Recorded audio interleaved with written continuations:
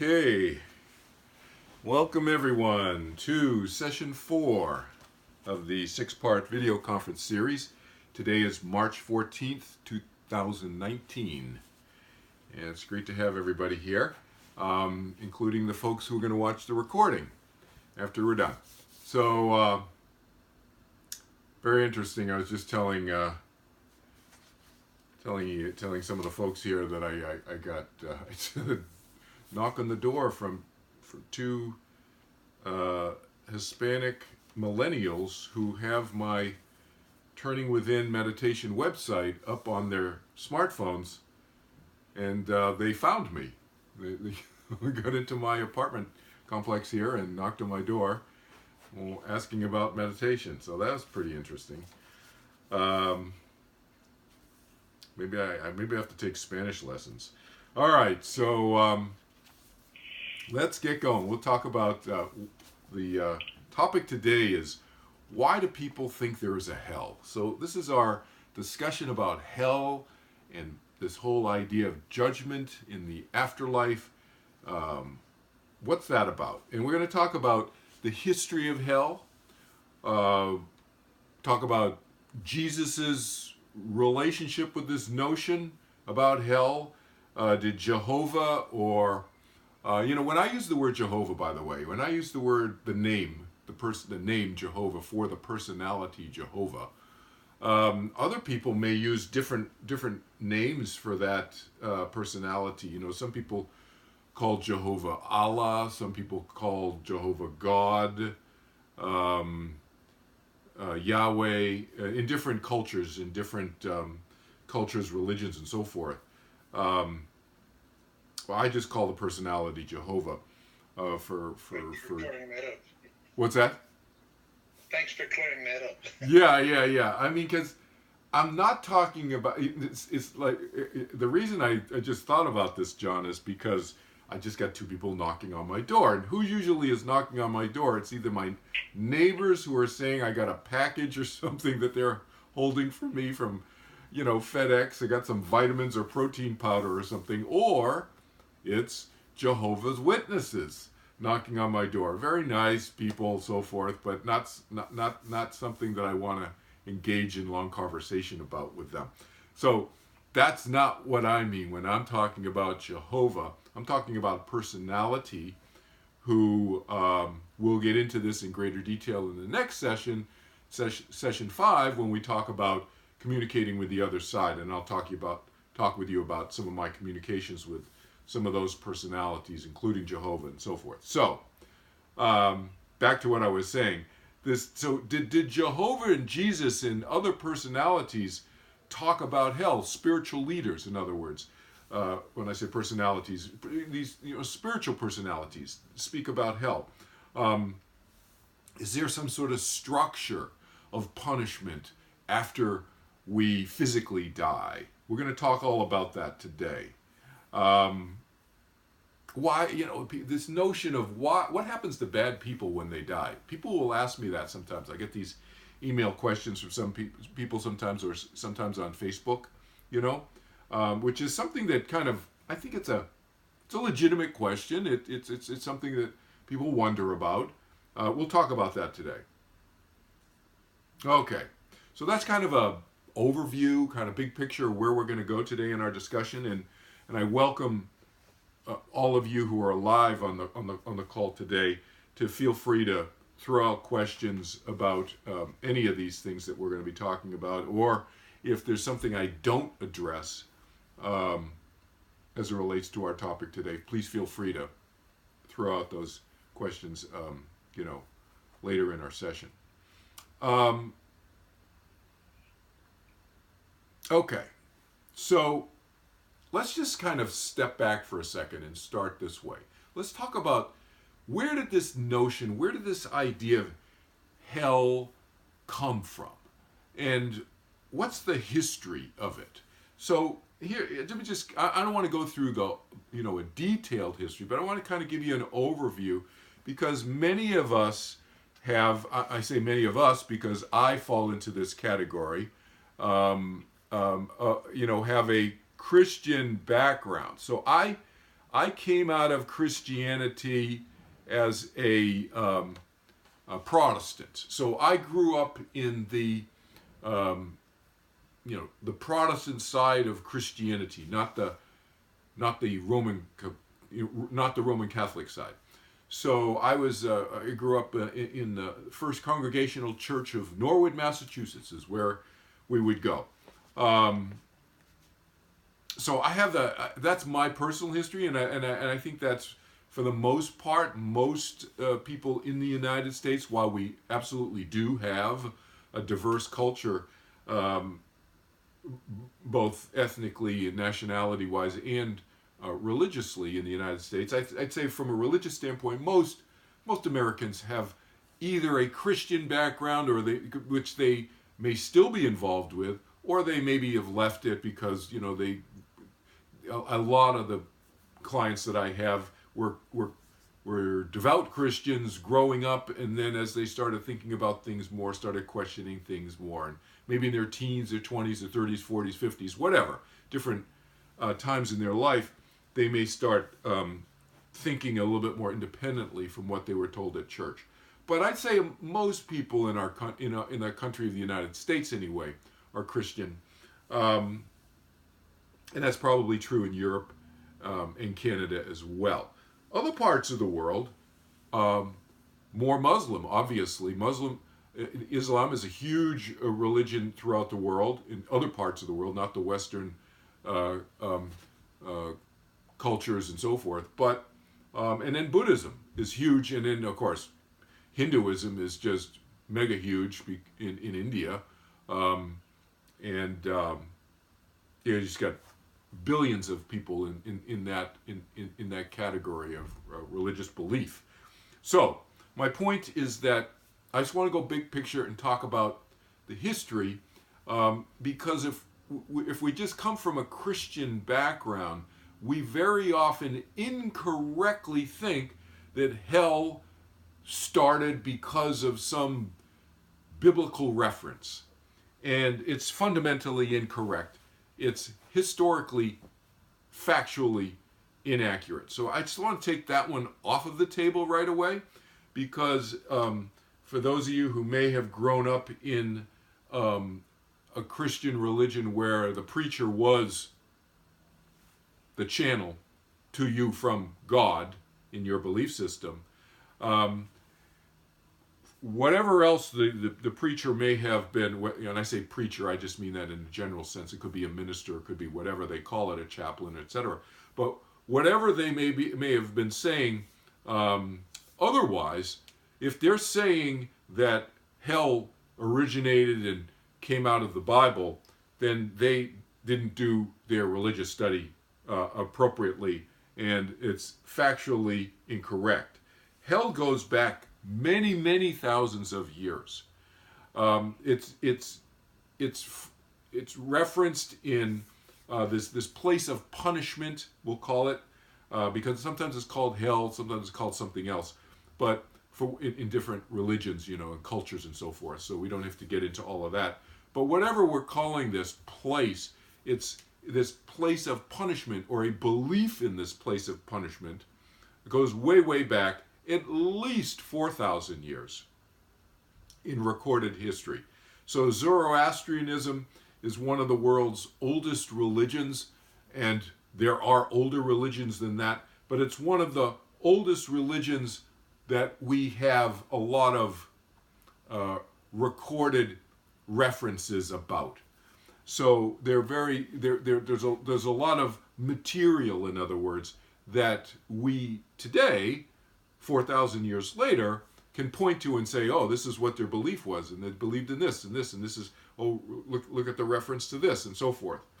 So that's 2000 BC, 2,000 years before the Bible was written, before any notion of Christianity, 2,000 years before Jesus was born. Okay, so that's number one. Second point I like to talk about, in terms of broadening our vision and thinking about all of this, is that as I said, it's not just a Christian thing or even a Zoroastrian thing. In the Islamic religion, it's similar to the Christian notion of this place of punishment, in the sense that it is a hot place. So it's, the notion, you've heard this phrase, burn in hell. It's a very, very hot place. But it's not always a hot place, this place of punishment.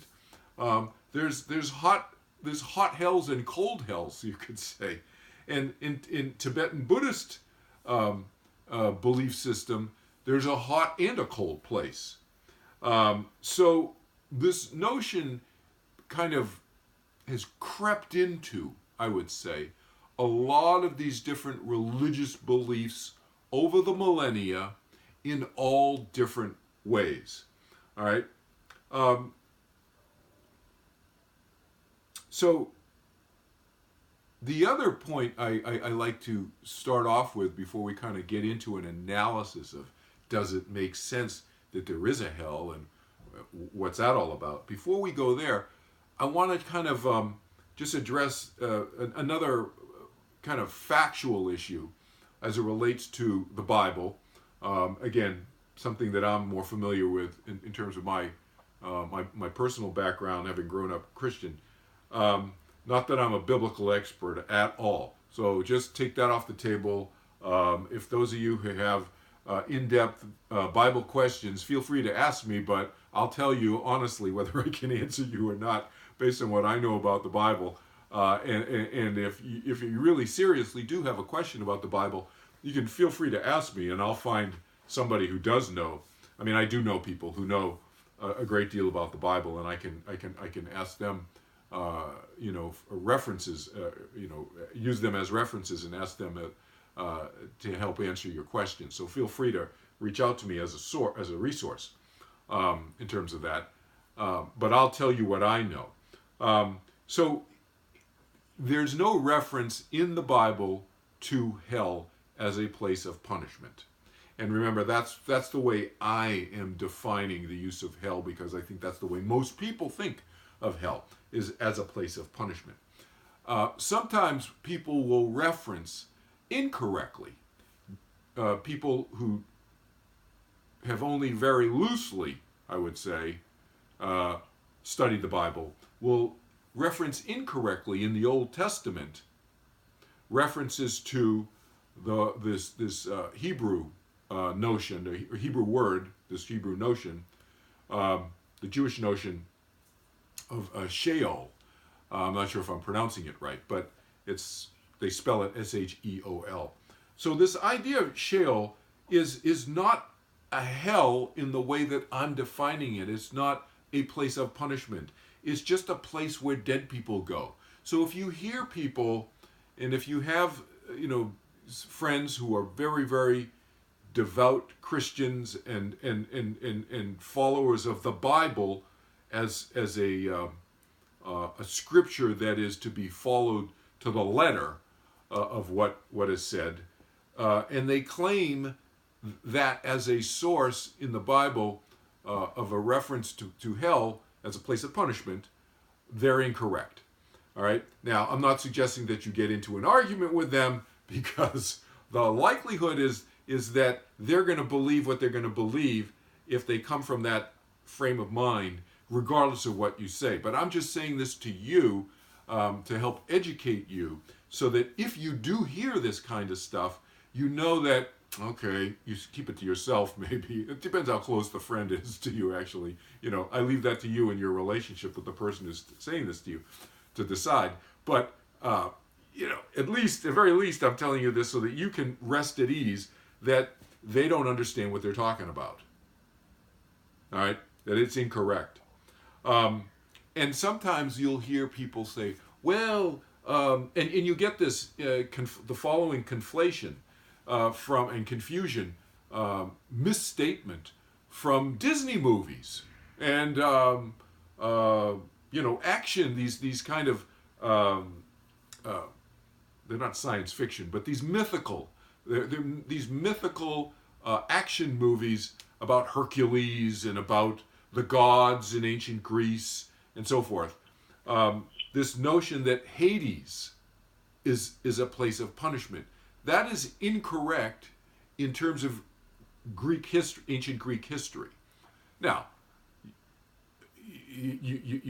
I'm not saying a film director can't, doesn't have poetic or artistic license to take Greek history and twist it around in order to make Hades look like a place of, people were burning in and hell and all this other stuff, place of punishment for their bad actions. That's an artistic choice. I'm saying that from a factual choice, historically, don't be fooled by people if they start to use that reference from ancient Greece, because that's also patently false. So Hades is a place in ancient Greek spiritual thinking, mythology, whatever you want to call that, however they viewed that, religion, in their religion, religious views, beliefs, and so forth. But again, it was a place where the dead went. So a place where the dead went is not the same as a place where you go to get punished, which is the way I am using this concept of hell in our discussion today. Okay? So, again, a couple other things in terms of history before I want to kind of talk about if whether this makes sense or not, this idea of punishment after we die. Where did this notion of hell get introduced into Christianity in terms of the teachings of the religion of what we now call Christianity? Where did that come from? Well, I'll tell you where it did not come from first, okay? And then I'll tell you where it came from. So I'm not going to just leave you hanging, don't worry. It did not come from Jesus. My recollections, you guys know that I remember walking with him, talking with him, being with him for 3 years. He never talked about hell. Never ever talked about a place of punishment. There was no punishment in that way. Did he talk, and neither did Jehovah or John the Baptist. All right? Now, did they talk about being righteous? Yes. Did they talk about being virtuous person? What we might call being righteous and virtuous and doing the right thing? Yes, they talked about that. Did they talk about the idea of a sin being not following rabbinic law, Jewish law? Yes, Jesus was a Jew. And yes, these personalities, these what I call these spiritual personalities, these spiritual leaders, spiritual personalities, spoke about not following the Jewish law and not following the new covenant, you could call it, the new laws, or I would call them more advice and suggestions of Jesus to turn within and so forth, and to treat other people the way you would want to be treated. Those notions that he did teach, that not following those was being a sinful person. In other words, but the notion of sin then was not in the same way we use it today.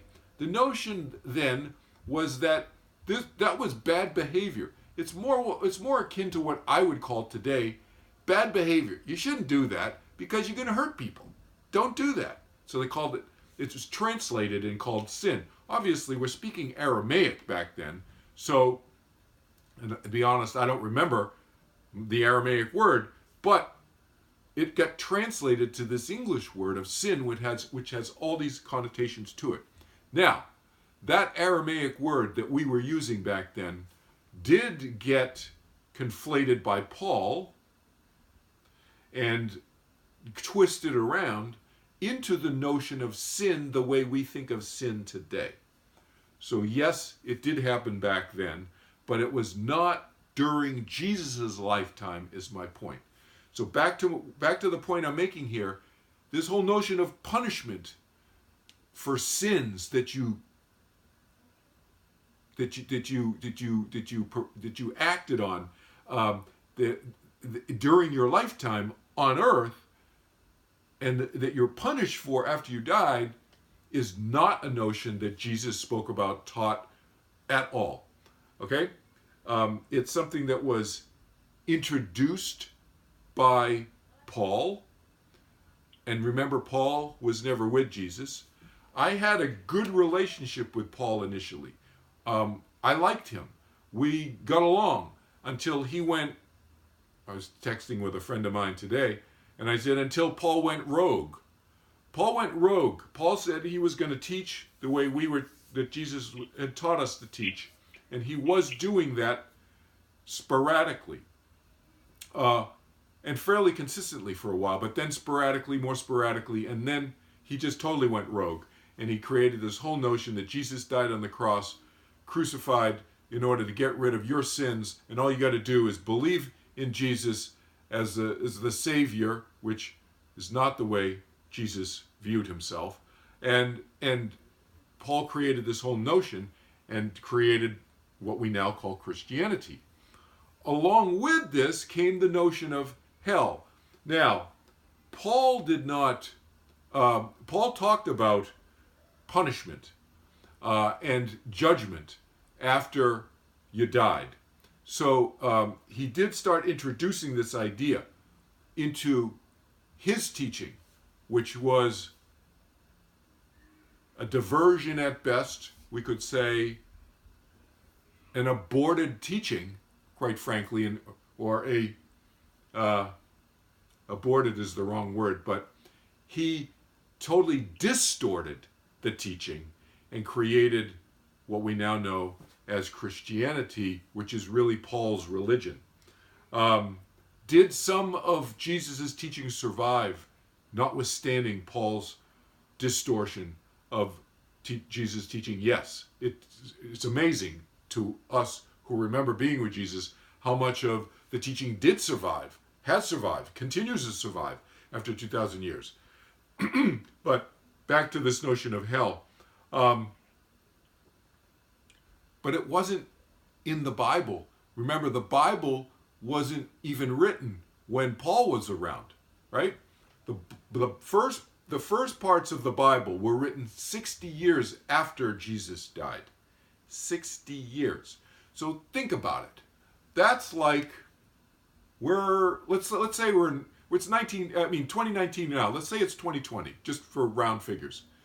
That's like saying in 1960 something happened in 1960, and some of us were there, and now we're trying to recount exactly who said what to whom in 1960. I challenge any of you, for those of you who are old enough, to remember who said what at dinner in 1960, and who was walking with whom and said what to whom in 1960. Now, can you remember some things? Yes, you can. But most of which, the details of which, you're not going to remember. That's the first parts of the New Testament. But when I'm talking about Bible, I'm talking about the New Testament. I'm not talking about the Old Testament.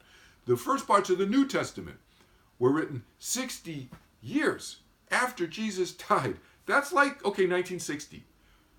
A lot of the rest of the Bible, the New Testament part of the Bible, was written 60 to 90 years after Jesus died. Think about it. That's like 1930 to 1960, stuff happened. And now, in 1920, you're sitting down trying to write. First of all, think about it.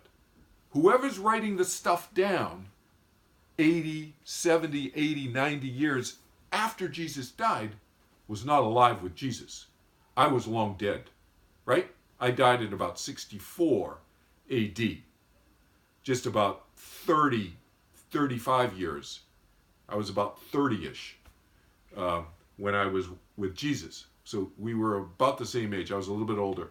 But I died in around 64 AD. So the people who are writing the New Testament, most of it weren't even alive then when Jesus was around. So where are they getting this information? Hearsay. Their hearsay means they're hearing it from somebody else, and they're probably hearing it from somebody else who heard it from somebody else. So, okay.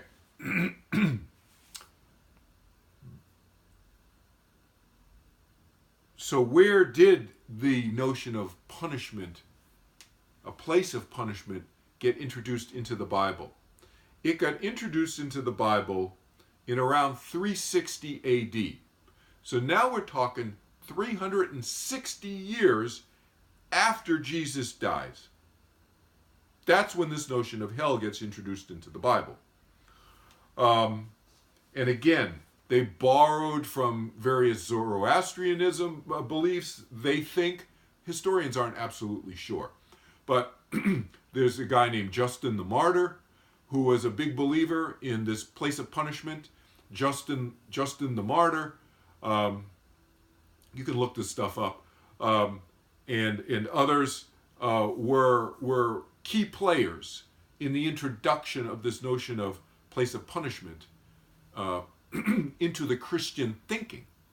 Paul, yes, initially, and then many others added to this notion into the Christian theological, the collection of Christian theology, the material, okay?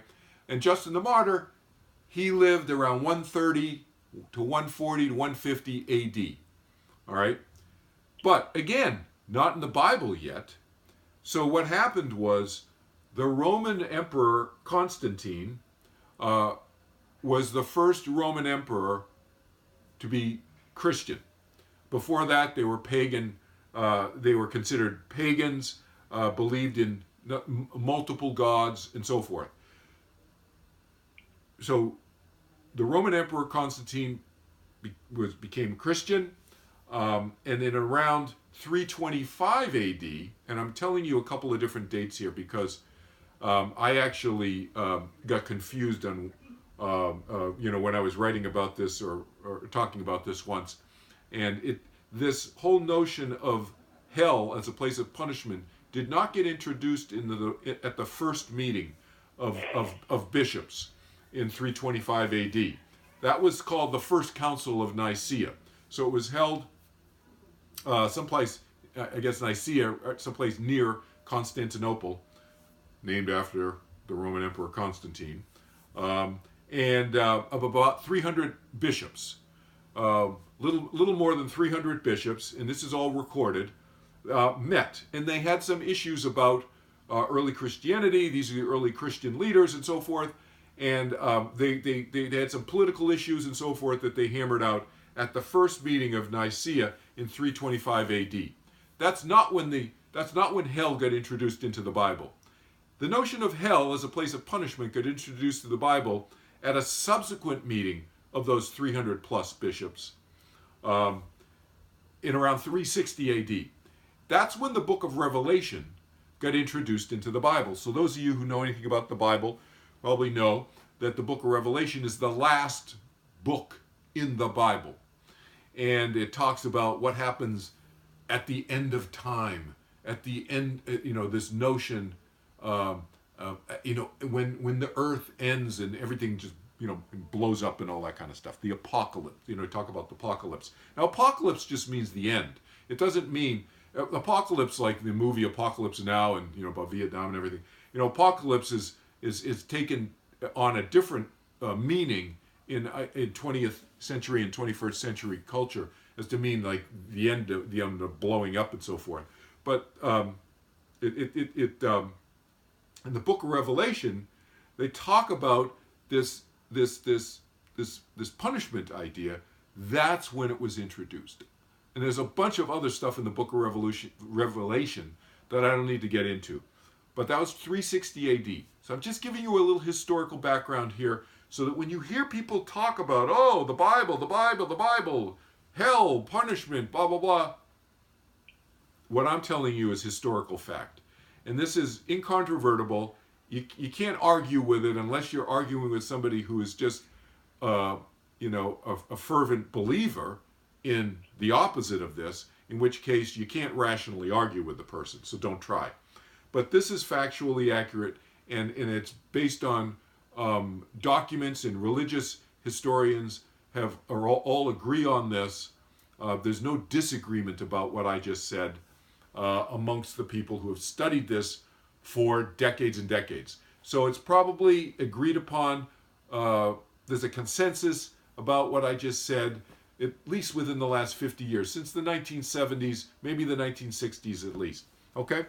So if you want to read more about this, the book Paul and Jesus by James Tabor, Tabor, and the title of the book is Paul and Jesus, is a great book. It's about this thick. It's like 2.5, 3 inches thick.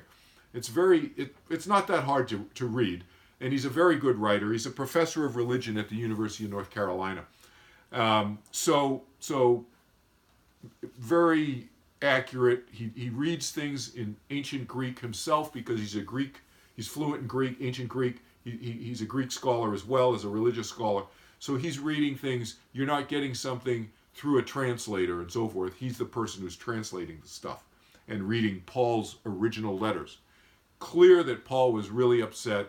His ego was upset that he hadn't met with Jesus before he died. Of course, those of you who know the Bible, Paul was out persecuting people. He was locking people up. He was killing people who didn't pay their taxes.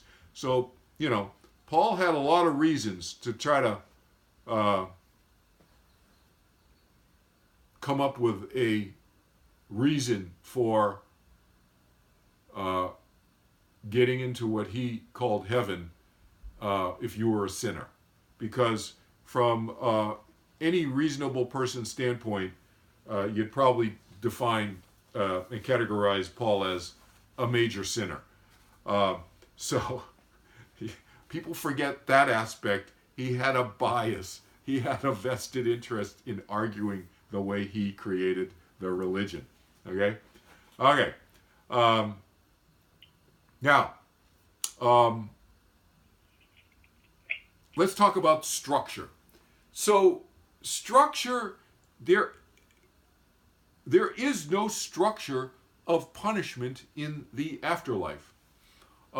My experience tells me that. My contacts on the other side, who I'll talk more about, that I've already kind of telegraphed to you, some of whom I've had discussions with and so forth. And this started happening for me in 1986, long time ago. There is no evidence, either experientially, conversationally with others' experience on the other side, etc., that there is any structural place of punishment that we might remotely call hell after we die. This is, as far as I can tell, a man-made concept, a man-made notion to control people. What else is new? Whenever you see fear being used as a mechanism to motivate people to buy something or to motivate people to not do something. In other words, to motivate people to do something, in our consumer U.S. economy, driven economy, it's usually about buying something, but to do something. So motivation to do something, motivation not to do something. Oh, if you sin, if you do this, you're going to go to hell. If you commit adultery, you're going to go to hell. If you're a thief, you're going to go to hell. If you kill somebody, you're going to go to hell.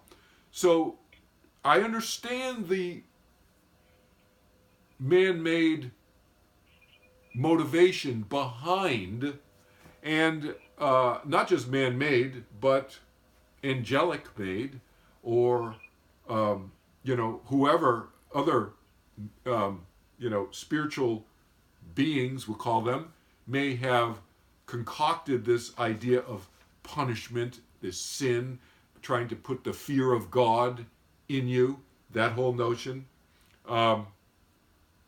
in order to curb bad behavior. I get that. But does it really work? No, it doesn't work. So let's talk about this. Does it even make sense that if there is a God, would God create a place to punish people? So let's talk about this a little bit. Think about it. if there is a God, and I'm not saying I know we have believers in God on this call, and in people and who watch the recording in my sessions. In other words, my clients include believers of God, devout believers of God. My clients include people who aren't sure if God exists, and agnostics, and I have atheists. I have atheists who don't believe in God, but who believe in reincarnation because they've had memories and experiences, but they don't believe in God. So I have a full range of clients in my, in my stable, so to speak, and I am telling you, it does not matter what your belief is about any of this stuff. Okay, but just for the sake of argument, for those of you who hear or have friends who say, well, but in the Bible, and and God, punishes, and God this and God that. Does it make sense that God would create a place of punishment? So let's think about this. God, I think we can all assume, is smarter than human beings, right? If there is a God. I'm not saying there is. I'm just saying if there is a God, wouldn't we all agree, though, those of you who may believe in God, wouldn't you all agree that God is smarter than human beings? People say yes. I don't think we're going to get any arguments from anybody about that. Okay. Well then, that must mean that God knows that punishment does not change behavior. It doesn't make people behave better if you punish them.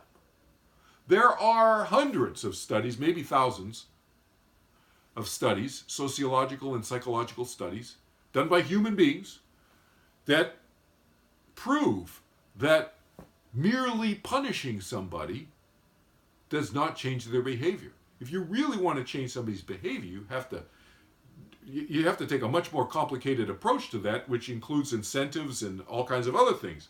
But just punishing them does not work.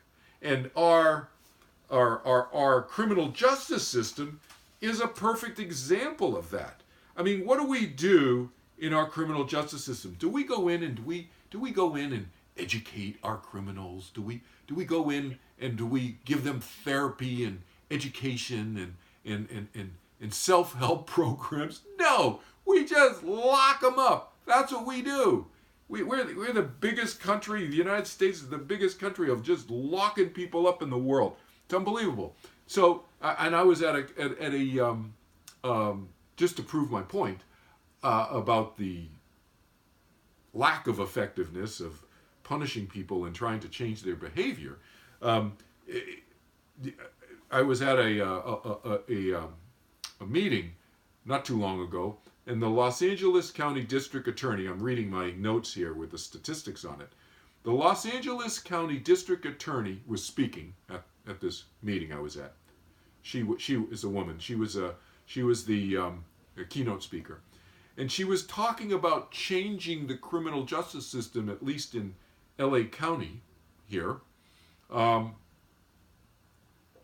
try to lower the recidivism rate. Okay, so recidivism, let me just define terms. So recidivism is, a person's relapse into criminal behavior. So in other words, they're in jail, they leave jail, they're back into jail. That's recidivism. And what she wants to do is decrease the recidivism rate, decrease the number of criminals going back to jail.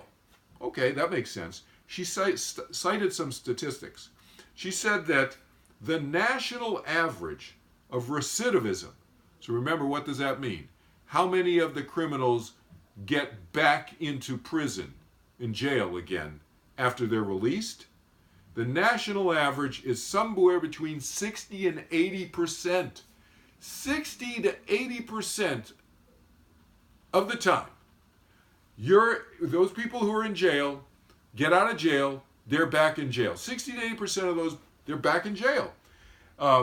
And she said specifically in LA County, because she knows obviously, she's the district attorney for LA County. She knows the stats, the statistics for LA County. 64% is the number in LA County. 64% of those who've been sent to jail and then are released are back in jail within 6 months. Within 6 months, 64% of them are back in jail. So there's some higher percentage. They're back in jail if you look at how many are back in jail within a year. But let's just look at the 64%. That's shocking enough, right? 64% back in jail within 6 months, and 1/3 of those formerly incarcerated criminals, 1/3 of those are back in jail within 3 weeks. Those are crazy numbers, right? So again, that's just a factual. Those are just facts to point out that merely punishing people does not change their behavior. Okay? So and again, why would God, if there is a God, why would God punish people? I would think that that would be a logical reason. Oh, God's punishing that person, trying to teach him a lesson. How many times have you heard that lesson? Oh, we got to punish that person, got to teach him a lesson. Punishing people does not teach them a lesson. It teaches them that punishment is bad. It doesn't teach them that their behavior is bad, and it teaches them how to get around the punishment. And so it doesn't work. So what's the other reason? The only other, I guess, logical reason that God might punish people is if God's a vengeful God. And there are some references you could point to in the Old Testament where you could say, oh, God seems like a vengeful God. Maybe God got a little frustrated. Jehovah does not consider himself God, the personality known as Jehovah. But did Jehovah allow himself to be worshipped as if he was God, especially in the Old Testament days? Pre-Jesus, yes. And so, yeah, that's a whole other discussion. But is that a kind of God, a vengeful God that you would want to, that you would respect? I wouldn't even consider that kind of personality a friend. Never mind somebody or respect, or never mind somebody I want to worship as a God. That is not. Now, if you're thinking, no, that's the kind of God that I want to a vengeful God, because you're a vengeful person, that's a whole other discussion, okay, which we'll get into in a second. But let's just stay focused on God. Would you want to worship a cruel entity? No, wouldn't want to worship that. And I would think that God would be a lot smarter than that. Okay? We'll come back to this cruelty notion in a second. Now, some of you might say, well, hold on a second. What about this notion of life review? Have you ever heard that term, life review? So you'll hear people talk about this in New Age / spiritual, New Age / spiritual circles. They'll talk about this idea of life review. What's that? Or, very often people will come back. Why? They'll talk about it because people will come back from a near-death experience, an NDE. And they'll say, wow, I had this life review. I was standing there in front of this being of light, and he or she said, or it said, review your life here. And then boom, I saw all these scenes from my life just flash before my eyes. You know that phrase, my life flashed before my eyes? It's kind of like looking at a photo album, in a sense. So does it exist? Yes, I think it can exist. Does everybody always by necessity have a life review? No. But you can, and very often whoever's greeting you on the other side, this light being, angel, whoever it is who may greet you, or maybe it's your grandmother who looks like a light being because they don't have a physical body, but maybe your grandmother looks like an angel now and says, oh, it's an angel. It could be your grandmother, you don't know, because you haven't, you haven't recognized her yet. But whoever it is, they may say, yeah, you want a life review? most people would say yes, but it's not necessarily a structural thing. But yes, you could have a life review, but don't confuse that with this notion of judgment that we're talking about, punishment and judgment after you die. The life review is not a structural judgment day that you hear people talk about as a result of this book of Revelation added to the Bible in 360 AD. Okay? That's all I want to say on that. If you want to talk about life reviews more, we can talk about that in the Q&A or in another one of our sessions. So why do bad people do what they do, and what happens to them? All right? First of all, let's talk about why they do it. Why do bad people do bad things? Why are they cruel? They do that because they are feeling inadequate inside. When their self-esteem and their confidence level and how they view themselves is so small. They feel like, oh, I'm just this worthless person. They have a tendency, it's not an absolute, but it's a tendency, a higher probability to inflict harm on other people and to enjoy it. That's how I define cruelty. The enjoyment of the infliction of harm on other people, intentional or negligence. You can sometimes be negligently cruel. All right? You know, it's like in law school, you learn about, like really, like incredibly negligent behavior, taking a television and throwing it out the 15th floor window of a hotel room balcony and dropping it and killing somebody. You're guilty of homicide. You killed somebody. You didn't intend to kill anybody. You were drunk when you did it, but hello, you're going to jail. So negligence, when I say negligent cruelty, don't just think I'm discounting that.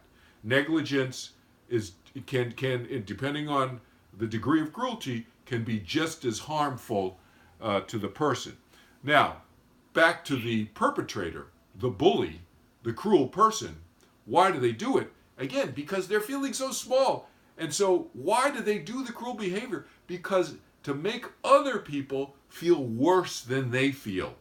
The cruel person, the bully, feels so small, their self-esteem is so low that they have to bully people around them. I'm the best. I'm the smartest. I'm the richest. You other people are peons compared to me. You're just weak people. I can beat you up. I'm more powerful than you are. I got higher SAT scores than you did. All of that kind of talk. That's cruel behavior based on a small sense of self. That is a red flag for a weak person. You hear people do that? You know, weakness, red flag goes up, weak, weak, weak, W-E-A-K, weak, weak, weakness. No inner strength, okay? Beware of people like that. Those people have a higher propensity to be cruel. Not everybody who is a low sense of self-esteem is cruel, but there is a much higher propensity of people, when they have lower sense of self-esteem, confidence inside, to be cruel because they want to make everybody else feel worse. That makes them feel better. So they're here, feeling very good.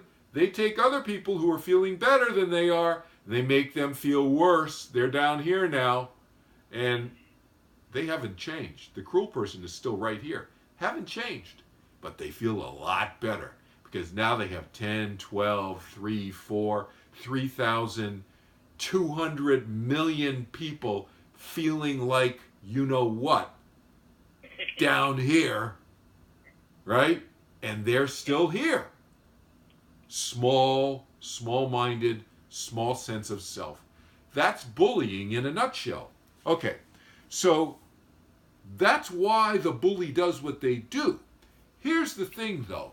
I maintain that the bully is punished. He doesn't have to wait till the afterlife, after physical death. in order to be punished. And then you got to understand how I'm using the word punished. I'm not talking about punishment inflicted by some external force. That's not what I mean. I'm using it more loosely. I'm saying for the bully to feel a consequence, a negative consequence of their actions. So this notion of, sometimes people call it karma. I don't like using the word karma because there's this other notion of karma. If you want to use karma as consequences to one's actions, yeah, okay, that's fine. But a lot of people will start using karma in a different way in terms of building up mountains of karma over lifetimes that you can never get rid of. That's the basis of Hindu religion and so forth, which is not accurate. I'll leave it at that. But consequences of actions, yes. Back to what I'm saying about bullies. I think they feel the consequences of their actions much more quickly than they let on. And look, when I'm talking about bullies, I'm not talking about everybody who's not on this call, because I'm the first one to fess up to you that I have acted in a bullying way at times in my life. And I think if all of you and all of us on the recording are candid, I think we would all admit that we have had moments when we have bullied other people. Maybe not to the extent,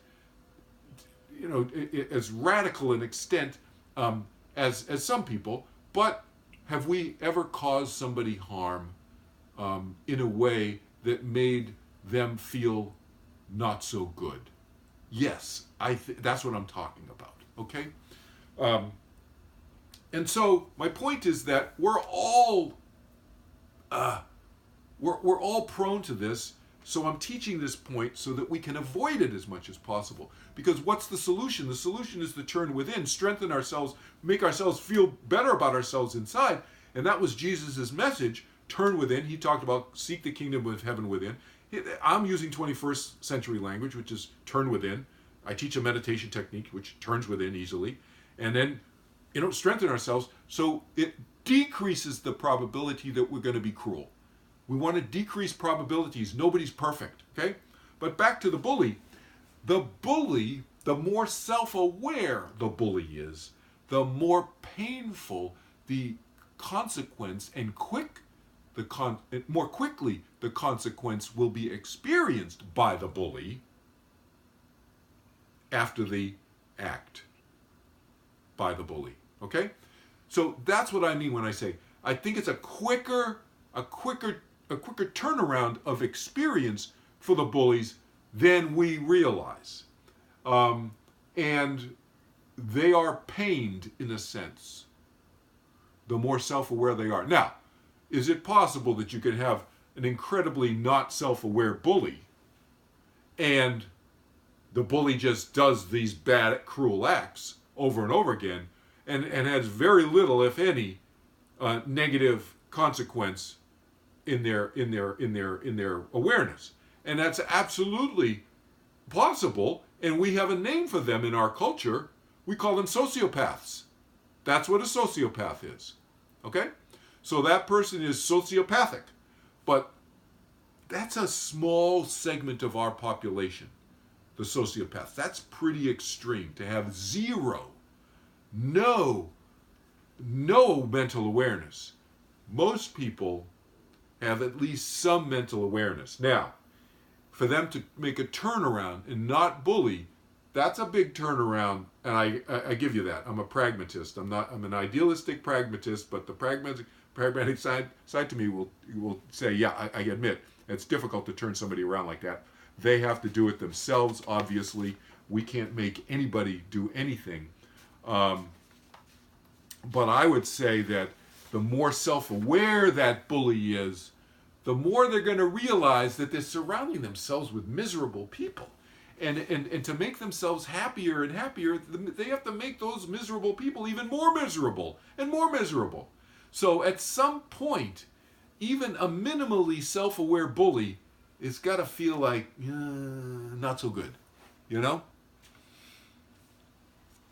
Okay, so that's kind of the overview of and some of the details and some of the in-depth stuff of why this notion of hell exists. Why on a personal level? Let me end with this, and then we'll take it questions now. Why on a personal level do many people hope that a hell does exist?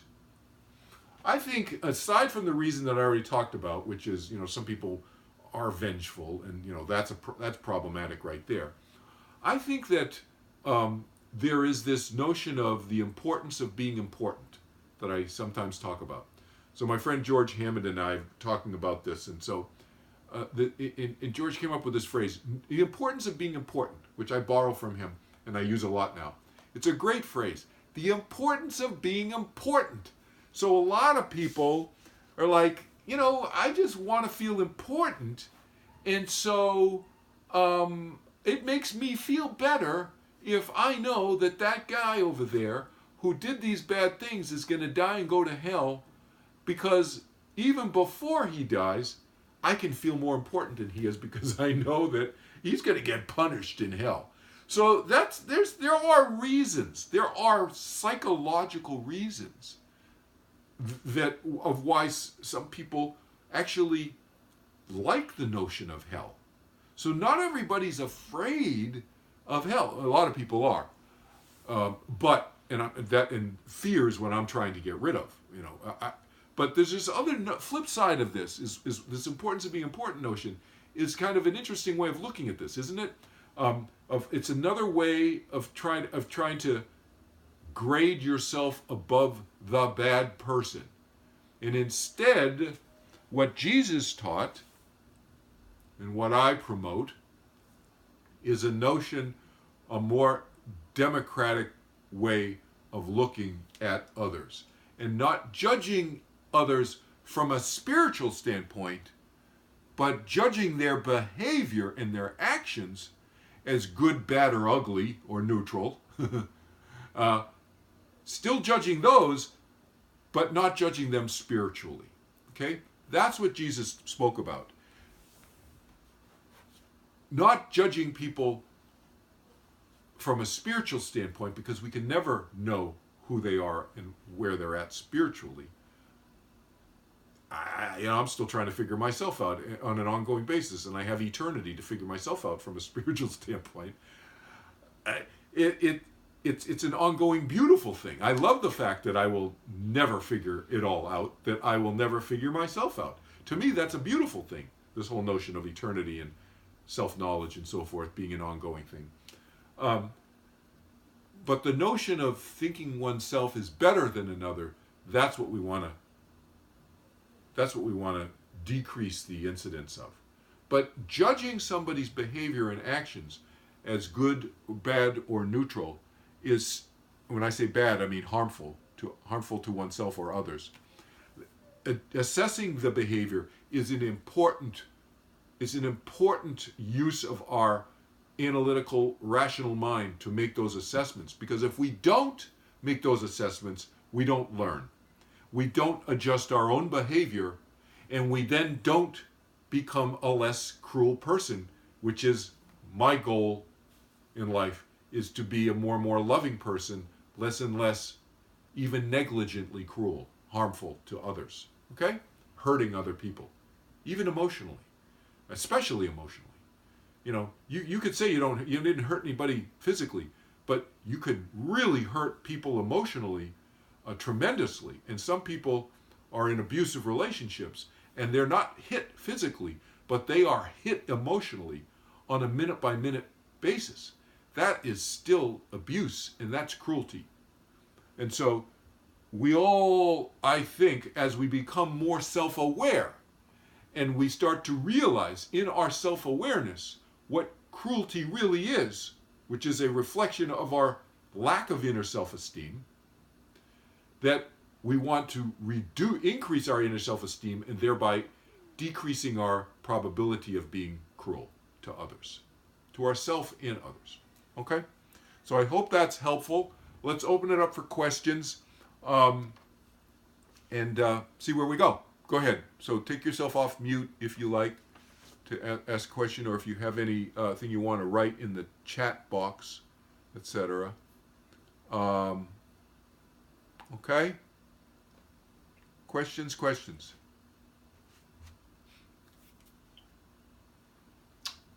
Mary Jane, any questions? No, I'm digesting everything you said because this is bizarre. We have issues, you know where I live, and I live in a condominium, and we have issues with certain people, and I'm analyzing them based on everything you said, and it is absolutely true. They're just nasty, nasty people. And I try to explain to some others that it's all about them getting more attention by trying to abuse you when they attack someone. Right. And I think, and I think that's really what's going on. So what I'm going to tell you, Kelvin, is I learned so much from you at my ripe age, and I'm going to share this with some of the people here who have some difficulty. Sure. Because this is what's going on, and these people are just, they're never going to get it, and they do anything and everything to get attention. Right. And it's not nice. It's not a nice way to go about. I mean, you can do nice things and get attention that way, but it is totally the opposite. They're being really nasty. So I don't have to tell you all my troubles here, but I really appreciate everything you've been saying. I am totally fascinated and just learning so much from you, and I really appreciate it. Oh, you're very welcome, Mary Jane. It's really great to connect with you. And yet, no, Yeah. I'm glad you raised that. I'm glad you raised that example because it's important.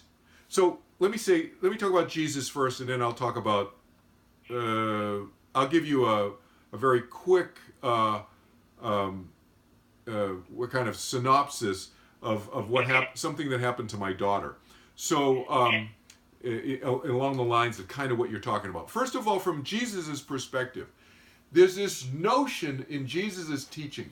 You know, this turn the other cheek notion, this whole, you know, that whole thing, and love one's neighbor, and so, you know, love one's, you know, neighbors, others as you would, you know, you treat others as you would like to be treated, and love others the way you want to be loved, and all that kind of stuff. Exactly. Yeah. Those were all things he said, but then they got conflated, and they got mixed up into a stew.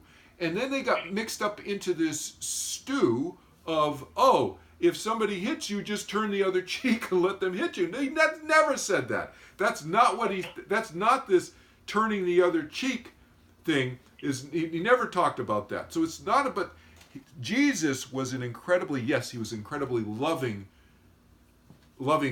person, loving being. But he was incredibly smart.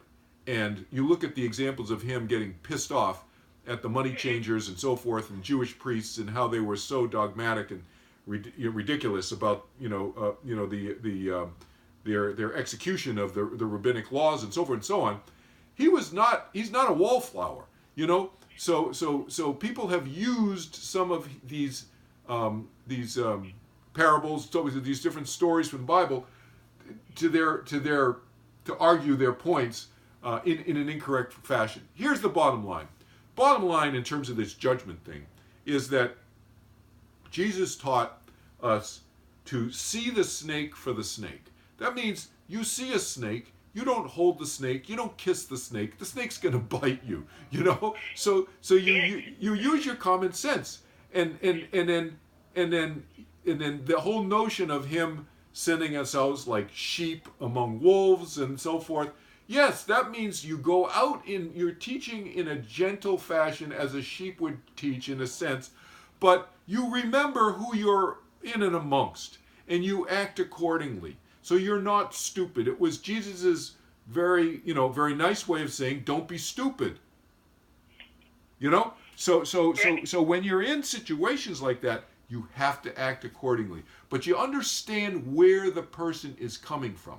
And when I had a boss once who was very much like that. And once I understood his personality and where he was coming from, I was very respectful with him, but I knew how to treat him in a way that created less discord between us. Because I knew he had a low sense of self-esteem. So what? Yep. So what would be a bad choice on my part would be to show him how powerful I was in his presence. That's a bad thing to do with somebody who has a low sense of self-esteem, who has a propensity towards cruelty, because that's going to make them feel the need to even be more cruel towards you. Okay? Exactly. So, I agree. So here's another flip side of this with my daughter, and I don't want to get into. I can do a whole other seminar on bullying and so forth, at which point I will give you all the details of this situation, because I coached my daughter through being bullied by a roommate of hers who was a former friend of hers. And that's why she was a roommate. And they were three of them living together, and the third one was what they call the silent bystander in these things, who really should have stepped in, could have stepped in, but had no spine to step in, quite frankly, because her sense of self-esteem was even lower than the bully's sense of self-esteem. So, which of course that made her not a threat to the bully at all. Whereas my daughter was a major threat to the bully because of her high sense of self-esteem. And the bottom line is, without all the details, I mean, this girl, she's 20 years old. I mean, she got in my grill. That's how bold she got. She got in my grill, in my face. I'm like, wow. Anyway, but yelling at me and so forth. But my daughter actually, when that girl hit my daughter did not turn the other cheek. She got that girl on the ground, and that girl never did that again. Good for her. You know? Yep. And so that's my point, is that bullying is not about, understanding cruelty and understanding the bullying behavior is not about being a passive person getting bullied by the person. No, my daughter's example, and I don't want to give you all the gory details right now, but it was she took her out. She took the girl out, but the girl hit her first, and hard enough to dislocate my daughter's jaw. It wasn't a slap. So that's horrible. Yeah. So anyway, so I'm just saying that what I'm talking about here is not this notion of turning the other cheek. One uses one's judgment in the situation, understands the bully, where they're coming from, and one has to use one's judgment in the given situation, and one acts. Mm-hmm, mm-hmm. So, well, I am going to speak to a few people tomorrow who are kind of intimidated by this bully. Yeah. And because, like saying, they're doing what they're doing, and it's nonsense. This whole thing is nonsense. But they're doing what they're doing to aggravate people and get their own way, and to intimidate people because everybody's kind of pulling back, saying, "Oh, I don't know what to do. I don't know what to do." And I'm telling them, just ignore them. Just ignore them, and they'll give up eventually. Yes. You know, I don't think that you have to get into it every single time. I'm sorry that your daughter had to get it in the jaw. Exactly. And that sort of thing. But these people are just craving attention, and they're doing it in ugly ways. Right. And they're adults, and it's pathetic. It's right. so pathetic. It's ridiculous. So I have learned so much from you. I can't tell you. Yeah, and so your advice is good advice if that's what they want, because my general advice with bullies, in the way to deal with bullies, is you do something that they don't expect. Because they expect, in this case, they expect kowtowing, they expect attention. They expect somebody to recoil at their presence. The bully expects that. And so you don't want to do what the bully expects, because then you're feeding the bully. But if you do something the bully doesn't expect, that just like confounds the bully. They just can't figure that out. And they usually will go away. They cannot. No, they stop in their tracks, and then they're trying to think of another approach. Yeah. But just go on doing that. And I'm a believer. Believe me, I'm not goody two shoes, but I'm a believer. If you just have enough confidence to do the right thing, then you come out on top all the time. Instead of getting into all these confrontations and arguments and screaming and yelling, and these people had even called the police on one of the people in the building. I mean, it's so bizarre for adults to behave this way. It's incredible. Yeah. But I am going to pass along some of the information, and I so appreciate this, and I'm so glad we met, Kelvin. Good. I've gotten so much out of your seminars. Good. Discussions. And whatever. So, and I've dug out a few things about the Etruscans, too. So when we meet again... Okay. Good. I'll give you some more information. Thanks a million. Good. And I'll check in with you in a couple of weeks, Okay, great. Any other comments or questions from anybody else on the call? Anything else before we call it an evening? Okay. Great. I'm checking out. Thank you. Bye-bye. Take care. Bye-bye. Anything else? Okay. Good. Feel free to reach out to me if something strikes you, pops into your mind, especially the folks who are watching the recording. Feel free to reach back to me. Email to me, type a question, email me, whatever. Okay? So we'll see you next time. We're going to talk about communicating with the other side. That's basically in a nutshell. And I'm going to talk to you. I'm going to pull back the curtain even more than I have in other sessions, in other series that I've done. This is the third time I've done these sessions.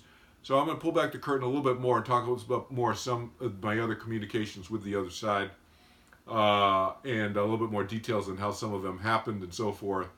And just to kind of give you a glimpse into the range of how these things can happen, that there is no right way, that there are many ways that communications with the other side can happen. For those of you who are interested in that kind of communication, and opening up to those types of communications. Some of you may not be interested in it at all, which is fine. I'm not promoting this notion. I'm just giving you examples to, again, what's my purpose? Free up fear about anything, including that. Okay? So we'll see you in a couple weeks, 2 weeks from today, March 28th, and same time, and we'll talk to you then. Great to have all you on. Take care. Have a good couple of weeks.